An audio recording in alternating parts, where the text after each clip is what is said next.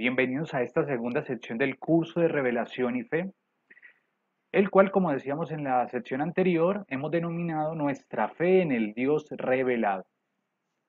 En la primera sección, entonces, hablábamos acerca de unos elementos claves y esenciales para iniciar este camino de comprensión y de profundización en lo que es la revelación y en todo lo que tiene que ver con la fe. Hablábamos primero de la concepción histórica de la revelación. Hablábamos de la relación que hay entre la historia y la revelación. ¿Y por qué es importante la historia cuando hablamos de revelación? Entonces decíamos que la razón era que la revelación no se hizo o no está basada en conceptos mitológicos, ni en disertaciones, ni en pensamientos o la imaginación de alguien, no. La revelación se dio en medio de la historia, en medio del tiempo y del espacio, utilizando elementos que los hombres pudiéramos comprender. Porque si no fuera sido así, entonces no hubiéramos podido acceder a aquello que Dios hubiera manifestado. Por eso decíamos que Él lo hace a través de un lenguaje humano y en medio de la historia, por medio de acontecimientos y momentos históricos, Dios se fue mostrando, se fue dando a conocer. Eso decíamos en un primer momento. Y poníamos como ejemplo diversos momentos que el pueblo de Israel fue viviendo y por medio de estos momentos fue descubriendo a ese Dios que quería hablar al pueblo.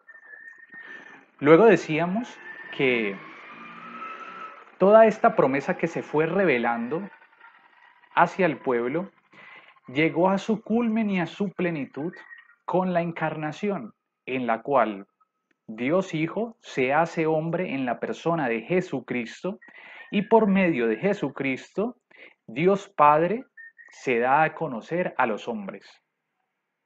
Por último, decíamos que los testigos directos de todo lo que hizo, de todo lo que habló Jesús, fueron los apóstoles y que ello es lo que hemos recibido nosotros y en lo cual se basa nuestra fe, en todo lo que los apóstoles fueron transmitiendo de manera oral y luego de manera escrita. Y también acotábamos de que la fe es una respuesta del hombre hacia Dios, hacia esa revelación de Dios. La respuesta de los seres humanos hacia la revelación que Dios ha querido hacer libremente es la fe, es la creencia en Él. Entonces hoy vamos a profundizar un poco más en ese Dios que se nos revela en la historia de la salvación. Y para ello vamos a hacer un recorrido por la historia de Israel. Entonces, ya lo habíamos citado de manera general como ejemplo la sección anterior, pero hoy vamos a profundizar un poco más el concepto de revelación en el Antiguo Testamento, en la historia del pueblo de Israel y también la concepción de fe. Vamos a ir dándonos cuenta de que el concepto de revelación y de fe va a ir cambiando, o más bien, eh, cada momento de la historia, cada libro bíblico también, por el contexto que ha sido escrito, nos van a ir aportando eh, nuevas definiciones y nuevos argumentos, nuevas ideas acerca del concepto de revelación y acerca del concepto de fe. Es decir, el concepto de revelación manejado en el Antiguo Testamento no va a ser el mismo que va a ser manejado en el Nuevo Testamento.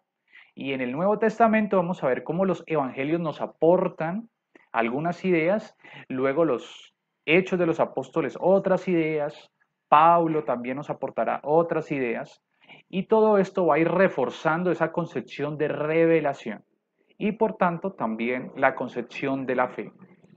Entonces, vamos a iniciar hablando un poco, entonces, en esta sección de una característica esencial que nos muestra el Antiguo Testamento. y es acerca de la relación que hay entre la revelación y la creación. Entonces, yo les decía la sección pasada de que nosotros por iniciativa propia no íbamos a poder conocer la intimidad de Dios, sino que esa intimidad de Dios fue revelada por medio de la persona de Jesucristo. Pero sin embargo, nosotros desde lo creado sí podemos ir teniendo una idea de la perfección de Dios y de ese Dios creador, del autor de la creación. Y todo eso lo vamos realizando a través de nuestra razón. Observamos, analizamos y podemos llegar a deducir de que hay un Dios creador. Entonces, esto es lo que vamos a hablar un poco, ¿no? La revelación de Dios a través de la creación. Entonces, revelación y creación son dos realidades que están íntimamente relacionadas, ¿sí? Y si nosotros nos ponemos a profundizar un poco más, vemos como diversos padres de la iglesia, el magisterio, van a siempre a tener muy presente esta relación que hay. ¿Por qué? Porque se nos nombra la naturaleza como un espejo de aquel Dios que se revela. Entonces, Dios ha utilizado también la creación para mostrar algo de Él. A partir de la naturaleza, el hombre tiene la posibilidad de conocer a Dios. Entonces, aquí ya vamos a empezar a mirar de que van a haber dos formas de conocer a Dios. Una es la manera natural y la otra es la manera sobrenatural.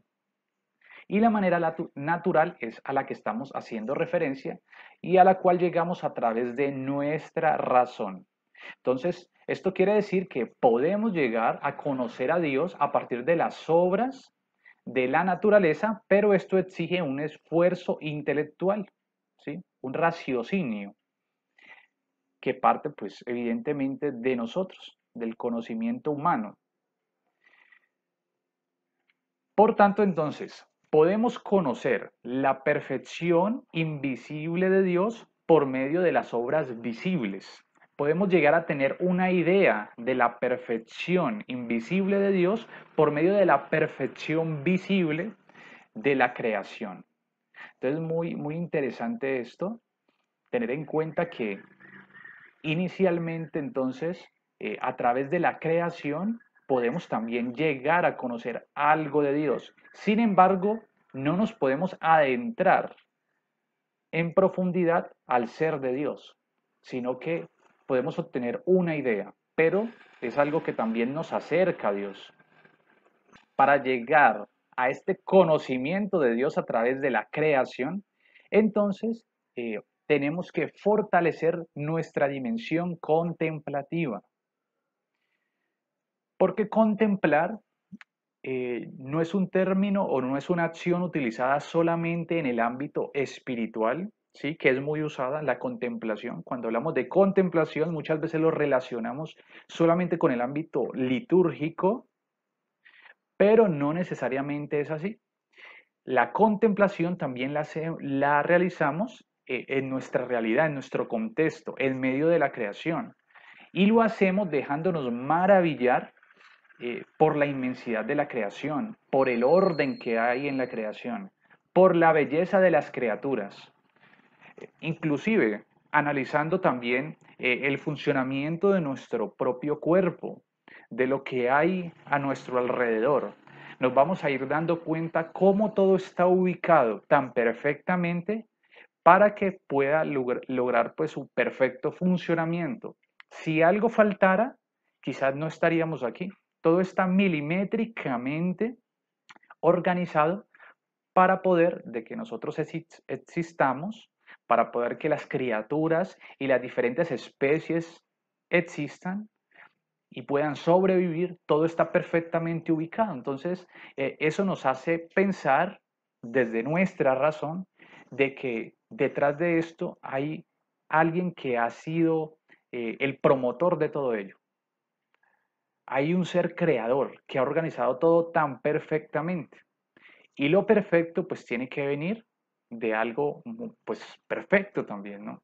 Entonces es una es un raciocinio que hacemos interiormente, intelectualmente, que nos lleva a conocer algo de Dios. En Romanos, los invito para que busquemos en nuestras Biblias, en Romanos, el libro de la carta a los Romanos, del capítulo 1 del 18 al 23, Romanos capítulo 1 del versículo 18 al 23, se nos da como un testimonio bíblico acerca de la posibilidad de conocer a Dios partiendo de la realidad creada. Dice lo siguiente: en efecto, la ira de Dios se revela desde el cielo sobre toda impiedad e injusticia de los hombres que tienen aprisionada la verdad en la injusticia, porque lo que se puede conocer de Dios es manifiesto en ellos, ya que Dios se lo ha mostrado. Pues desde la creación del mundo, las perfecciones invisibles de Dios, su eterno poder y su divinidad, se han hecho visibles a la inteligencia a través de las cosas creadas, de modo que son inexcusables, porque habiendo conocido a Dios, no lo glorificaron como Dios ni le dieron gracias, sino que se envanecieron en sus racionamientos y se oscureció su insensato corazón. Presumiendo de sabios, se hicieron necios y llegaron a transferir la gloria del Dios incorruptible a imágenes que representan al hombre corruptible y a la vez a cuadrúpedos y a reptiles. Entonces, aquí vemos cómo se hace referencia al conocimiento de Dios por medio de lo creado, ¿no? De lo creado. Pablo también nos dirá un poco de que la creación, ¿sí? Se hace una referencia desde lo que escuchábamos, de que la creación es un libro abierto en el cual podemos descubrir las perfecciones de Dios. Interesante eso, ¿no? Hemos dicho como dos analogías que son muy interesantes, ¿no? Lo creado como espejo de lo que Dios es, ¿no? Y también lo creado como ese libro abierto. Entonces, este es como, este es un primer momento, ¿sí? En donde entonces estamos viendo que hay una manera de conocer a Dios, que es la manera natural, ¿sí? En donde, pues, el hombre puede conocer a Dios a través de la razón. ¿Y qué podemos conocer de Dios por medio de la creación? Pues podemos conocer su poder eterno y su divinidad, ¿sí? Su perfección. Los hombres al contemplar el mundo, pues deberían reconocer a Dios, ¿sí? Que es lo que nos dice Pablo un poco. Entonces, si no lo reconocen, pues dicen él, son unos necios, ¿sí? Son inexcusables. Entonces, la creación nos debe llevar a Dios. Ahora, en un segundo momento vamos a ver un poco algunas etapas de la historia del pueblo de Israel. Entonces ya vemos cómo en un primer momento, en el Antiguo Testamento, sobre todo en sus primeros, por ejemplo, capítulos del Génesis, donde se habla todo el tema de la creación y del origen, entonces desde ahí podemos también tomar diversos elementos en donde nos lleva a pensar todo esto que hemos hablado, ¿no? Que la creación es también un medio para reconocer que Dios es creador. Entonces, además de esta revelación natural, la escritura nos va a mostrar de que también hay una revelación de orden sobrenatural, ¿sí? Es decir, que además de esa posibilidad de conocer a Dios por medio de la creación, también hay otra forma, ¿sí? De llegar a Él, la revelación sobrenatural. Es por eso que decimos que técnicamente se llama revelación al hecho salvífico de la autocomunicación libre de Dios al hombre. Repito, técnicamente podemos decir que la revelación es el hecho salvífico de la autocomunicación de Dios hacia el hombre. Entonces, esta revelación, según la Biblia, empezó con la llamada de Dios a Abraham y terminó con la muerte del último apóstol de Jesucristo. Y por eso recordemos que decíamos que la plenitud de la revelación se encuentra pues en Jesús. La revelación también la podemos concebir como un diálogo, ¿sí? ¿Un diálogo entre quién? Entre dos personas. Entre la primera persona que es Dios, con otra persona que es el hombre que escucha. Entonces, según el testimonio que encontramos en la Escritura, en la revelación Dios aparece hablando y el hombre escuchando. Por eso decimos que la revelación también puede ser definida como un diálogo de Dios que habla libremente, que toma la iniciativa, pero también del hombre que lo escucha, del pueblo que lo escucha. Eso es lo que vamos a ver constantemente en la historia del pueblo de Israel, ¿sí? Dios que habla y el pueblo que escucha. Entonces, en el Antiguo Testamento no hay un término técnico como tal para hablar de la revelación, pero entonces sí se utiliza esa analogía del diálogo, del Dios que habla, del Dios que se comunica a través de la palabra humana.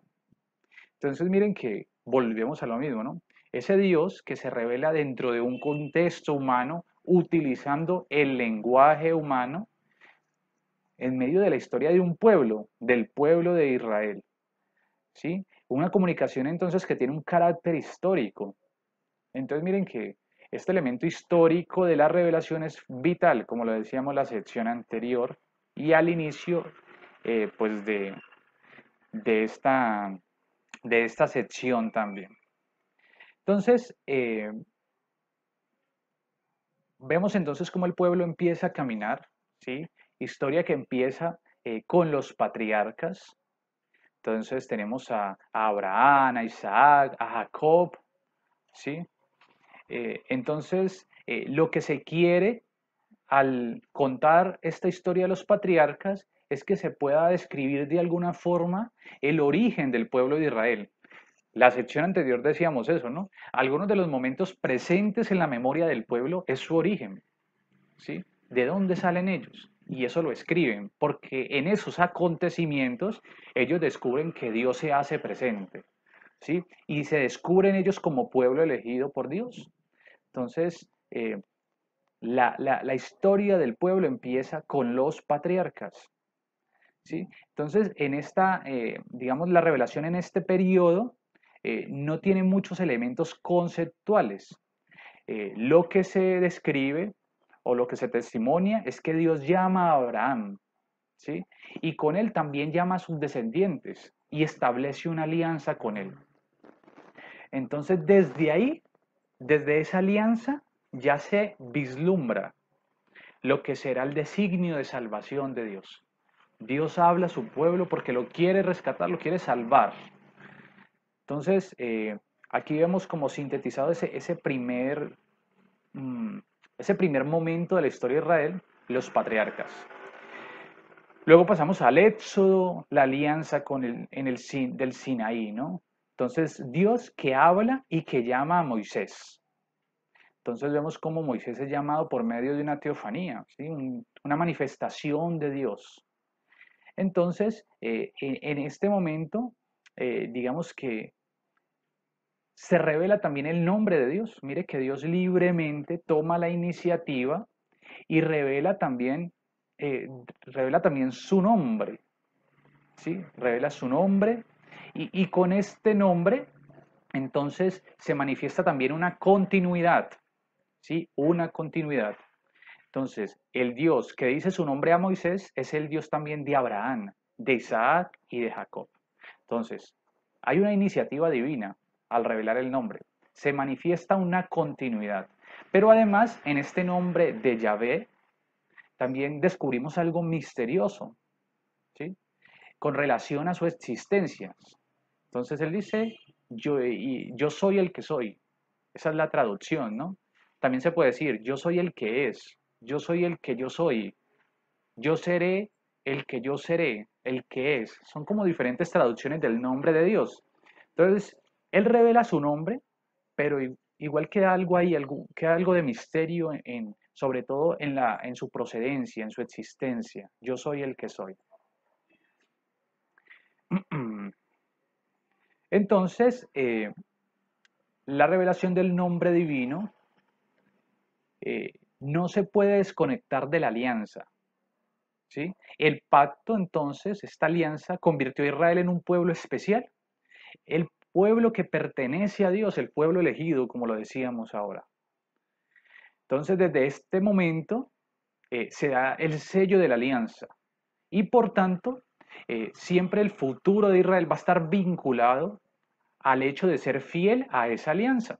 Y vamos a ver cómo el pueblo empieza con subidas y bajadas a querer permanecer en esa alianza. En ocasiones Dios también va a ayudar y va a enviar personas que ayuden a que el pueblo vuelva a esa alianza. Y también vamos a ver en ocasiones consecuencias en el pueblo por alejarse de la alianza. Otro momento especial es la conquista de la tierra de Canaán, que es un momento importante porque es ese fruto, o sea, Canaán es ese fruto de la presencia de Dios en el pueblo, ¿sí? Es, es donde ellos ven reflejado eh, el cumplimiento de esa promesa, de la tierra prometida.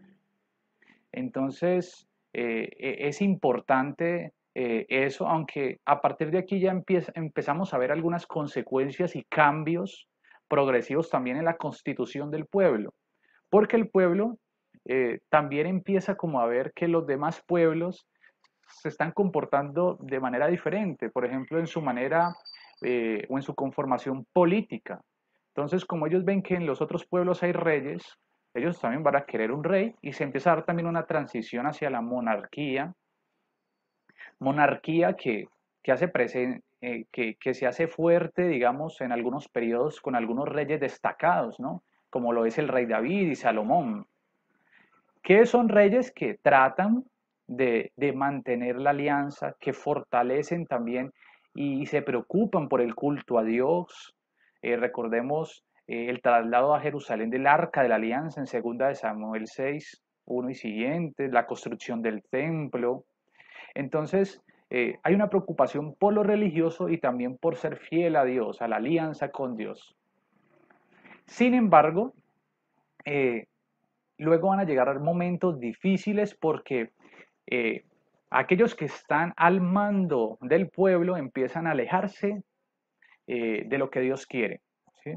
Entonces se empieza a presentar un debilitamiento en este poder monárquico, en el poder de los reyes, porque ya se empieza a presentar muchas situaciones de infidelidad, ¿sí? Con relación a la alianza, eh, no obedecen a aquello que han pactado con Dios y por eso Dios también se vale de algunas personas que los nombrábamos también en la sesión anterior, ¿no? Los profetas.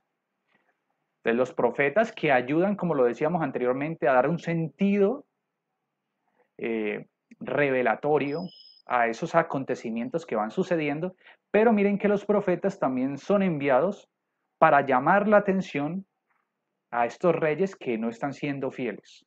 Entonces Dios va haciendo presencia en su pueblo también a través de personas elegidas como son los profetas. Y estos profetas pues se enfrentan abiertamente al poder político, denuncian a los reyes, ¿sí? Vemos que estas situaciones que aparecen ahora con nuestra política, donde hay personas que alzan su voz, que se unen para denunciar, pues no es algo de ahora, es algo que también se presentaba hace muchos años, hace muchos siglos también, pues pues, en los pueblos, porque también habían mandatarios que no hacían o no ejercían su labor de la mejor manera. Y estos profetas pues se encargaban de criticar y de hacer ver el olvido de estos mandatarios que tenían con relación a Dios, el olvido de Dios y el quebrantamiento de la alianza constante que, que se manifestaba pues en sus acciones. Y pues muchas veces estas denuncias significaron sufrimiento para estos profetas, persecución. Entonces, vemos cómo los profetas son estos profetas son también personas utilizadas por Dios, como ya lo hemos dicho, para mostrar, digamos, su voluntad en el pueblo. Estos pues predicaron al pueblo, anunciaron también el establecimiento de una nueva alianza y también vivieron momentos difíciles, como lo decíamos ahora, ¿sí? Momentos de desgracia, de crisis, pero en estos momentos ellos también fueron consolados. Eh, Otro momento importante en la historia de Israel es el destierro, ¿sí? El destierro de Israel, entonces, o el exilio de Israel, entonces es un momento difícil para ellos, en donde los profetas también tuvieron que ver, ¿sí? Y en donde ellos tuvieron que ser una voz de aliento también para el pueblo, ¿sí? Ellos le recordaban al pueblo que Dios, que Yahvé no estaba lejos, que también Dios los escuchaba en esos momentos de exilio y de dificultad. Entonces miren que esto es importante sobre todo porque el caminar con Dios no significa que no hayan momentos difíciles. Miren que el pueblo de Israel sufrió, más adelante los apóstoles sufrieron también por anunciar a Cristo. Entonces, el pueblo elegido también sufre por decisiones que ellos también van tomando libremente, pero en estos momentos difíciles también hay que reconocer que Dios obra, que Dios no está lejos. Entonces, los profetas pues hacen esa labor, ¿no? De animar al pueblo en esos momentos difíciles. También entonces se da toda esta situación pues de persecución religiosa que se da sobre todo en el periodo post-exílico, ¿sí? O sea, después del exilio eh, se da esta situación de persecución religiosa. ¿Qué podemos entonces concluir con todo esto que hemos hablado de los momentos sí, importantes para el pueblo de Israel? Sus momentos históricos. Entonces podemos concluir lo siguiente, que la revelación es una relación interpersonal entre Dios y el hombre. Entonces en los diferentes momentos históricos y en los diferentes momentos que va pasando el pueblo de Israel, con todas sus situaciones y circunstancias del momento, pues Dios habla al hombre de una manera interpersonal, lo que decíamos ahora, ¿no? Revelación como ese diálogo entre dos personas, Dios y el hombre. Esa relación se produce por iniciativa de Dios, Dios que se autocomunica, decíamos ahora, Dios que se autocomunica y va hablando a Moisés, a Abraham, a Isaac, a Jacob, a los profetas. Y por este medio, por medio de la palabra y de un lenguaje humano, habla al hombre. La revelación implica escuchar la palabra que Dios pronuncia en los acontecimientos y a través de los profetas. Entonces vemos la revelación, Dios se da a conocer, pero no es solamente que implique iniciativa de Dios, sino que también implica escucharlo, ¿sí? El hombre que escucha, el pueblo que escucha y que decide seguir la palabra que Dios ha pronunciado. La revelación está orientada hacia el futuro, tiene un carácter escatológico y mesiánico. Entonces, la revelación que se va dando al pueblo de Israel, las promesas que se van generando entre Dios y el pueblo, es algo que también anuncia algo que viene. A eso hacemos referencia con lo escatológico y mesiánico. Hay algo que viene la plenitud, sí, que se dará en Jesucristo. Entonces, todo lo que Dios habla y realiza en el pueblo, también lo hace pensando en esa gran promesa que es Jesús, el enviado. Y la revelación entonces va a tener presente estos dos momentos. Primero, exige una adhesión personal, ¿sí? Como respuesta a Dios. ¿Sí? Cuando el pueblo respetaba la alianza, estaba adherido a Dios, pues todo funcionaba de una mejor manera. ¿Sí? Entonces, aquí es donde vamos a empezar a ver que la fe entonces, la fe, desde el Antiguo Testamento, desde toda esta historia del pueblo de Israel, es esa adhesión a Dios, ¿sí? Entonces, bueno, ya empezamos a dar unas definiciones de revelación desde el Antiguo Testamento. Ahora vamos a empezar a dar una definición acerca de la fe, ¿no? De la fe como adhesión personal a ese Dios que se revela, pero también es tener esa actitud de escucha, de confianza hacia las promesas de Dios. Eso es la fe. Eso es la fe del Antiguo Testamento. En el Antiguo Testamento, la fe, este concepto de fe, ha sido definido desde varios verbos, ¿sí? En hebreos, como lo son, por ejemplo, gemim, que significa prestar fe, o sea, fiarse, confiar. Hasá, sentirse seguro. Gabá, que significa aguardar, esperar, confiar. Entonces vemos como todo el término o el concepto de fe en el Antiguo Testamento se basa en eso, en confiar, en saber esperar, en fiarse de Dios, un pueblo que se fía. Vemos como en muchos pasajes bíblicos escuchamos esto, ¿no? Dios como la roca, como mi alcázar, mi baluarte, ¿sí? La roca sobre la cual el hombre puede construir toda su experiencia de vida, toda su existencia. Entonces, la fe en Israel no fue solamente un asunto intelectual, un asunto de conocer cosas, no, sino la fe es algo que mueve, que jalona los momentos, los diversos momentos del pueblo de Israel, en las diversas batallas, en los diversos momentos difíciles, exilio. Esa confianza en Dios mueve al pueblo, es algo que lo mueve. Entonces, la fe va a indicar una relación con Dios que incluye a todo el hombre, a toda la integridad del hombre, a todo su comportamiento exterior, pero también su vida interior. Entonces el encuentro entre Dios y el hombre se realiza en la fe. Entonces, bueno, como para concluir, podemos afirmar que en el Antiguo Testamento el creyente es el hombre que se abre de una forma personal y libre a Dios, que se entrega por completo al cumplimiento de su voluntad y se afirma en Dios con toda reverencia, con confianza y obediencia amorosa. Entonces, Entonces, vemos cómo desde el pueblo y desde la historia de Israel, entonces se presenta este concepto de revelación y de fe.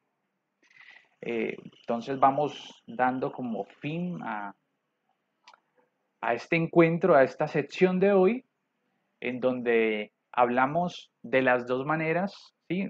Damos una introducción hablando de las dos maneras o formas de poder conocer a Dios, ¿sí? La forma natural y la forma sobrenatural.